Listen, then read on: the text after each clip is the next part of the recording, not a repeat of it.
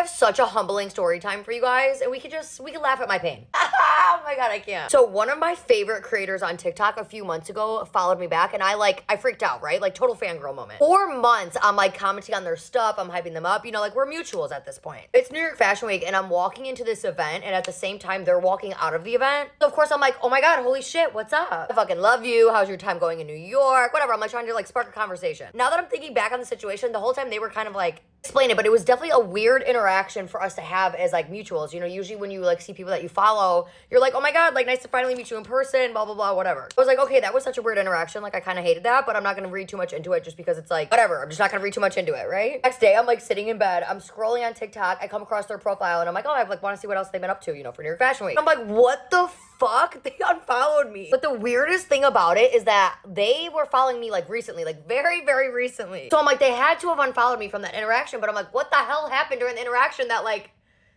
turned them off so much? I don't know, maybe they unfollowed me before the interaction. That's why when they saw me, they were like, oh fuck, that's the girl that I literally just unfollowed. This is so awkward. My dumb, naive ass is like, oh my god. I'm just like, I'm cracking the hell up. Like, this is just the epitome of my life. Honestly, the saddest part of it all is that I had to unfollow them, obviously, because I have too much pride. So yeah, I feel like an absolute idiot. But it's just so typical for my life. You know what I mean? You gotta love it. Life always keeps you humble. You know what I mean? Get ready with us to expose our school. Disclaimer, we did graduate high school, so this does not matter anymore. Okay, so we had this history teacher, right? And the history teacher was like such a creep. Like he was so creepy. He was like creepy looking, creepy acting. We're in his class, geography, and one day we like noticed he was like staring at our legs. And mind you, this was the year we were allowed to wear skirts. Basically, we had to wear uniforms.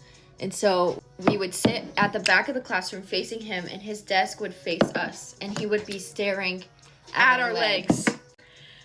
Like, we're not even exaggerating. Like, multiple girls have, like, said, like, oh, yeah, he's such a creep. Like, he would look at my legs. Like, we're not lying. He would watch the cheerleaders, like, after school hours. Like, nobody would be there except for, like, him and the coaches and so weird. Okay, so I actually left his class because I had, like, a weird, like, encounter thing with him after school one day. And so, like, I left his class and, like, I reported him to the principal. And she basically told us, like, he's different. Like, while this grown man is looking at little girls' legs, like, you're telling me, oh, he's different. While he's watching cheerleaders, he's different? Yeah. That's not real. But anyways, yeah, nothing ever happened to him, so he's literally still at our school as we speak. Mm-hmm. And also that same year when we were freshmen, we had 4 English teachers in 1 year because nobody wanted to keep their job. We started off with this English teacher. She was mean. Okay, so she left within like 2 weeks of the school starting. Then we had a second English teacher, and he literally was there for 2 days, and he only talked about his personal life. And then we had a third. Got fired because she stopped showing up. We had a sub for like 3 weeks, and she came back one day and she never came back again. And then we had like the final teacher, which like we love her. Yeah. Now we're getting into like the rules that were a little bit too much. Okay, so first of all, we weren't allowed to have dirty shoes. Like, you had to keep your shoes clean or like beat up. They had to be like clean. And another rule we also had was our hair could never be dyed. So aside from brown, blonde, black, that kind of thing, could never be like red, pink, like, yeah. And like boys would have to keep their beards like maintained. They couldn't grow their hair past like their one shoulders. Of our friends actually like got told that he needed to cut his hair because it was too long. I feel like that's a little ridiculous. Like, I get looking clean, but it's like everybody's their own person. Like, I feel like you should never tell anyone what to do with their hair style. Yeah. You couldn't have any piercings. Like, you could have ear piercings, but nothing else. Like, guys also couldn't have ear piercings. I think if they had it, it had to be only in one ear, which at that point, just let them have the other one. Girls, they couldn't have like the nose piercing or the septum or anything except for one. Come back for part 2.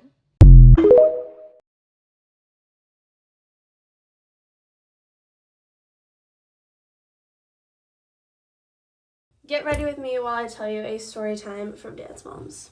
For people who didn't watch season 8, I don't blame you. But also, hi, I'm Giannina. I was on season 8 and it was a shit show. So Dance Moms was not my first professional job, but it was the job that skyrocketed my social media career. So with all craziness and trauma involved, very grateful for it. I have a story time for literally every single episode. So I think I'm going to make this a little series and start right from the beginning. And from the beginning, I mean like auditions. I also have like a million videos and pictures of like what our set used to look like. Like, I have all of it. So let's start. So starting off with the auditions, I actually didn't get a real audition invite. So I was in LA that summer working on a TV show on Nickelodeon, and Gianna Martello I had taken class from, which was Abby's assistant, and she had emailed my family and said, hey, I think we're having a season 8 of Dance Moms. I would love for Gia to be on it. Here's the producer, blah, blah, blah. You should Skype. Needless to say, they loved us and said, you're going to come to this in-person audition. We're going to film it. You're going to meet Abby and all the producers and Gianna or whatever. I already had met Abby and Gianna before, so they already knew who I was. I met Abby in like 2017 at her old LA studio, not the current one, the old one, because I did film an episode on, I think it was season 7. It wasn't aired, but she did meet me then, so she already knew who I was, which was nice. It wasn't as scary. So I go to this audition. I'm petrified because it's hosted in LA, and if you know, or if you don't, LA dancers are a different breed. Okay, they're so good, and I wasn't a trained LA kid yet. I didn't live there, I didn't train there, so I was petrified that I wasn't able to hold my own. We ended up going there, though, and nobody was actually from LA. Everyone was still so talented, but I didn't even know anyone. So we were all like, oh, hey, like, what's your name? But anyway, we get taught a little combo from G. We go across the floor a few times. Abby came in, whatever. The producers were there. They were filming. I don't think there was interviews for the kids, but there might have been for the moms because it was also an audition for them, which my mom fucking hated because she doesn't care to be on TV. She just wanted me to be on TV. But it all went great. People got cut. I ended up not getting cut. And they were like, okay, we'll call you back for another audition. I'm pretty sure it was just a few days later, but that audition was like really filmed. Those were the kids that she was narrowing down to like 12 or something. And that's the audition that Ellie, Lily, and Macy K's were at. That's when she asked me to sing. For some reason, I fucking sang happy birthday because I had no idea what I was supposed to do there. I was so scared. I think there were like 12 kids at the end of that audition. I was one of them, and they said they'd keep in touch. They definitely kept in touch. They ended up sending a contract not confirming or denying I was on the show, so we still had no idea about 3 months later. So my confirmation for being on season 8 was Abby posting a slideshow with all of our faces saying these are the 8 teammates for season 8. Get ready with me talking about how and why I bought a Tesla at 15. So I am 15 years old and I made this video on my other account, but it's not there anymore, so I'm making another one. I have my permit and I can't drive it without my mom in the car or another adult or with a license. But anyways, before I start, yes, this is my first car and I don't care if you don't think it's safe, if you think I'm stupid. This is my decision and my money. So the first common question I have about it is like how I bought it. Me and my mom made a deal when I was younger. I feel like a lot of people I know do this too. My mom said that however much I saved up, she would double that and then give me the same amount and like use both to buy it.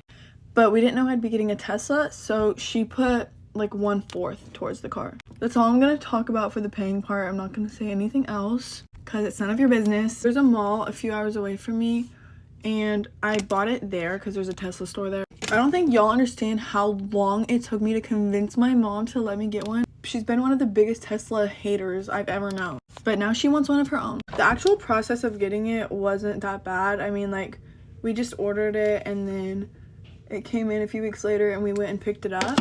I have a Model Y and the color is all black. It comes in black, but like the black wasn't like pure black, so I paid extra to get it like pure black. For everyone saying that my electricity bill is gonna go up super high because I'm installing a charger at my house. I feel like I'm saving gas by putting a charger in my own house because like then I don't have to pay for charging technically. I don't know, that's my girl math, so yeah.